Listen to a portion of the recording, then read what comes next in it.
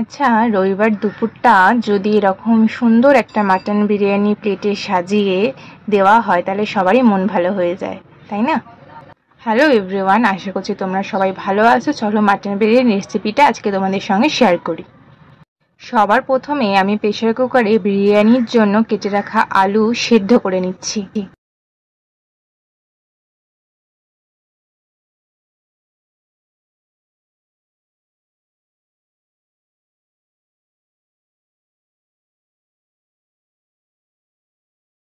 আলুগুলো দিয়ে পরিমাণ মতো জল দিয়ে দিলাম, আর দিয়ে দিলাম কিছুটা নুন এবং কিছুটা হলুদ।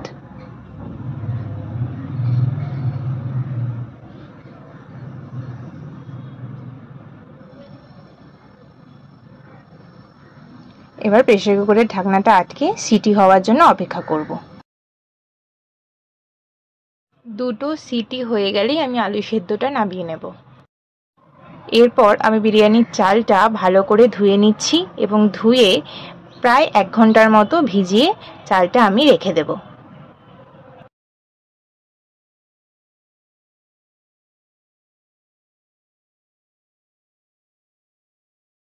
এরপর কড়াইতে দিয়ে দিচ্ছি সাদা তেল এবং বিরিয়ানির জন্য বেরেস্তা আমি ভেজে নেব।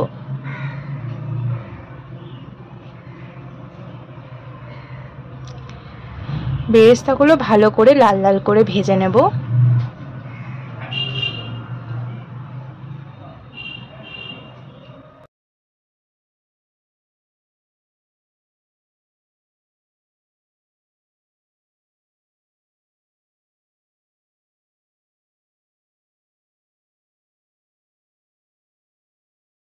বেরেস্তা ভাজা হয়ে গেছে। এবার ঠিক এরকম লাল লাল হয়ে গেলেই আমি বেরেস্তাগুলো এবারে আস্তে আস্তে সবটা তুলে নিচ্ছি।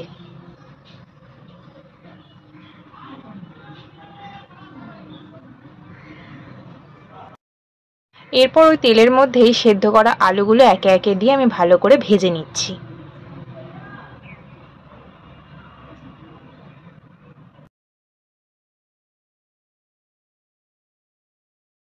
আলুগুলো লাল লাল করে ভাজা হয়ে গেছে, এবারে আলুগুলো আমি তুলে নিচ্ছি। কালকে রাতে মাটনটা আমি আদা বাটা, রসুন বাটা এবং কিছুটা নুন দিয়ে ম্যারিনেট করে রেখেছিলাম, সেটাই এবারে সেদ্ধ করে নিচ্ছি। এইবারে কড়াইতে ওই তেলেই আমি দিয়ে দিচ্ছি তেজপাতা, দিয়ে দিচ্ছি পেঁয়াজ কুচি,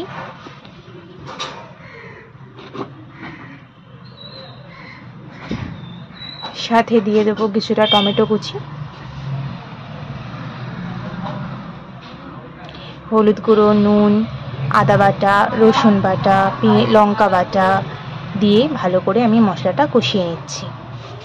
এরপর দিয়ে দিচ্ছি লাল লঙ্কার গুঁড়ো,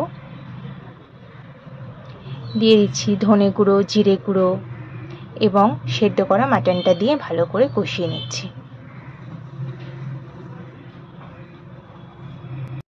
এরপর বিরিয়ানির ভাত করার জন্য আমি হাঁড়িতে দিয়ে দিলাম তেজপাতা, দারচিনি, লবঙ্গ, গোটা এলাচ এবং সাথে সামান্য তেল আর নুন দিয়ে জলটা ফোটার জন্য রেখে দিলাম। জলটা ফুটে গেলে আমি চালটা জলের মধ্যে দিয়ে দিয়েছি। তোমরা দেখতেই পাচ্ছ ভাতটা প্রায় হয়ে এসেছে। 80% মতো ভাতটা হয়ে গেলে আমি ভাতটা এবার নামিয়ে নিচ্ছি। এইদিকে মাটনটাও আমাদের কষানো প্রায় হয়ে গেছে। মাটনের স্টকটা দিয়ে ভালো করে কষিয়ে আমি মাটনটা এবারে নামিয়ে নিচ্ছি। ঠিক এই রকমভাবে কষা কষা হয়ে গেলেই মাটনটা আমি নামিয়ে নেব।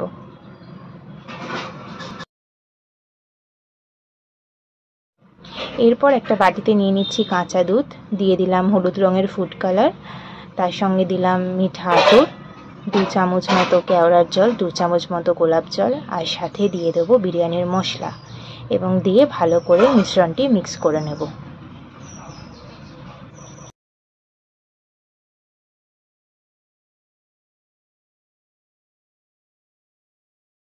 এরপর বিরিয়ানিটা আমি অ্যাসেম্বল করে নেব। স্টেপ বাই স্টেপ কেমন করে অ্যাসেম্বল করছি সেটা তোমরা ভালো করে দেখে নাও। প্রথমে হাঁড়িতে একটু ঘি দিয়ে ভালো করে মাখিয়ে নিচ্ছি, তারপরে আমি দিয়ে দেবো ভাত, তার সাথেই দিয়ে দেবো মাটন, আলু, বেরেস্তা,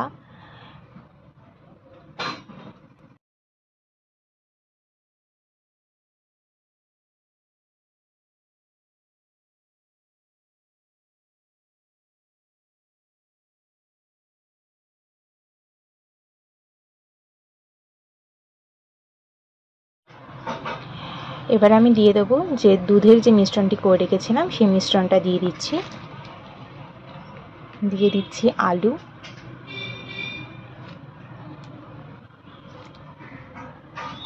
আর যে মাটনের তেলটা বেরিয়েছিল সেই তেলটা আমি উপর দিয়ে ছড়িয়ে দিলাম, দিয়ে দিলাম বেরেস্তা, আবার উপর দিয়ে ভাত ছড়িয়ে স্টেপ বাই স্টেপ একই রকমভাবে আমি সাজিয়ে নিচ্ছি।